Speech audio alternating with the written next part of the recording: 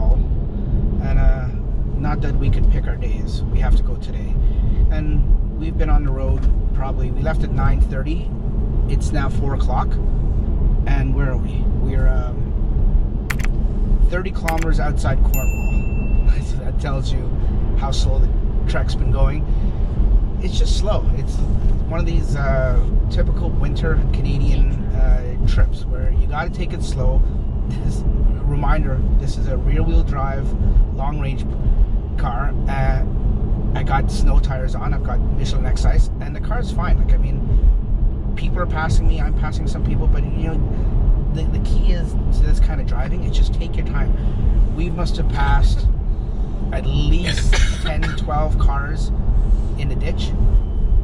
Now I don't know if that's from today or what, but it's a pretty big storm. Apparently, as we're getting closer to Montreal, it's supposed to be worse in Quebec.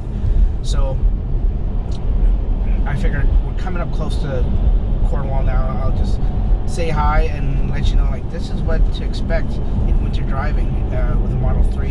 I know people say wipers are making noise. People say these cars can't do winter and they're not good.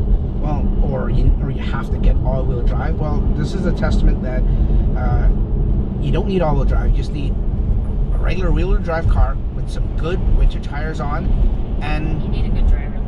And I was gonna say, you have to know what you're doing. I mean, you can't be nervous Nelly behind the wheel. I'm nervous back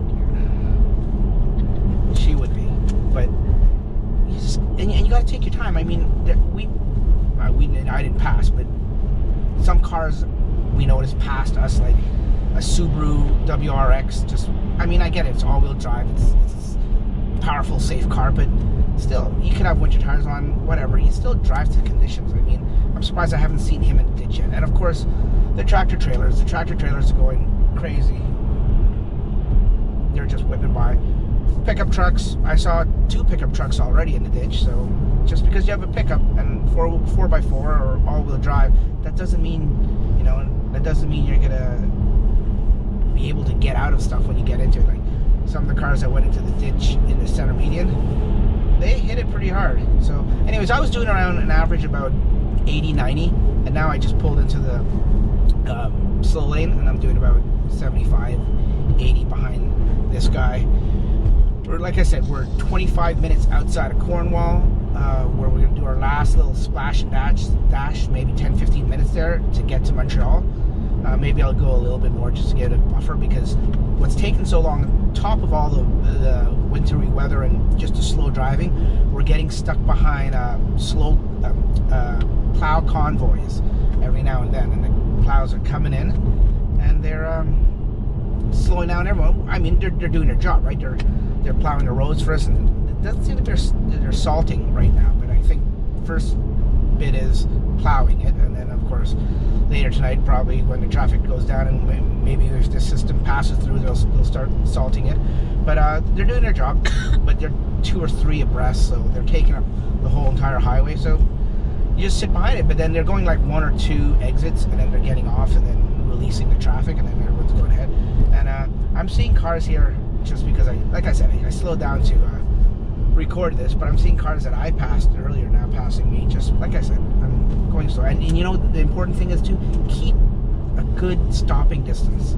Like, I saw so many people, including pickup tractor trailers, right on my butt. Like, I mean, what are you people doing? Like, if I had to slam on the brakes, or someone slammed on the brakes in front of me, or I lost control, they're in it too, and heaven forbid, they'll end up killing us too, especially the tractor trailers. So another little bit of key information: when you're driving in this kind of weather, what I do is I have a profile setting for, I call it snow, which is I put on chill mode, and I usually don't even have to put on low regen braking, but this time I did, just because it's a little, there's another truck whipping by me, just because this time I noticed when I was driving, as I took my foot off the accelerator, the back end sort of just wobbled a little bit. Not even the back end, just a car. I could feel it waving a little bit. Anyone that is experienced in the wintry weather and snow driving with a rear-wheel drive, maybe even all-wheels might do it too.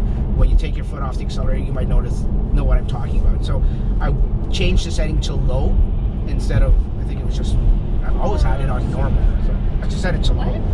And the other thing you got to keep in mind too, top up your washer fluid. I mean, people talk about winter driving and give you all these kind of tips. Well, one of the tips is keep your washer fluid topped up and make sure idiots like this don't like take up. Look at this guy, he's like in my lane actually.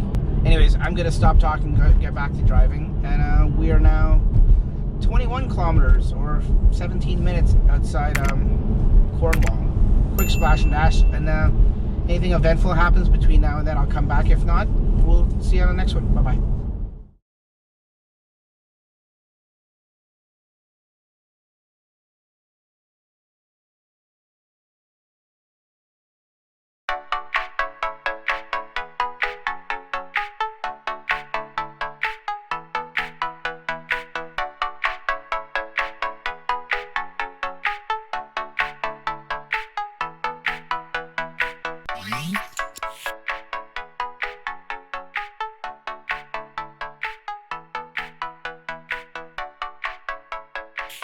Yeah.